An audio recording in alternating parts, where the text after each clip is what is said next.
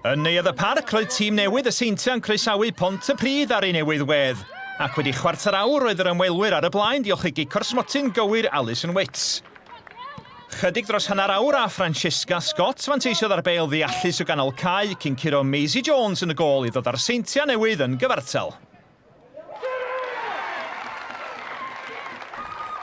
Ond Pontypridd aeth â hi ac Alison Wits oedd y sgoriwr unwaith eto, un cyffyrddiad i droi a'r ail allan o gyrraedd y golwr ac yn sicrhau'r 3 phwynt i Pontypridd.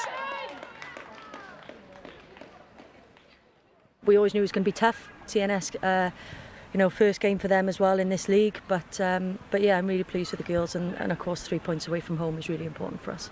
Listen, there were 2 teams competing today and both teams wanted 3 points. Ultimately, only one team's ever going to get 3 points. So in that sense, yeah, we're disappointed because we wanted to play better and we wanted to get the 3 points. But today is not about winning and losing a single game of football. Today, the main victors today is the league, the Welsh FA, the fact that we've got the Adran Premier League up and running today, that's something to celebrate. That's the victory of the day. I would suggest to everybody, of course, as a team, as a football club, yeah, we're a little bit disappointed, but, let's look at the bigger picture.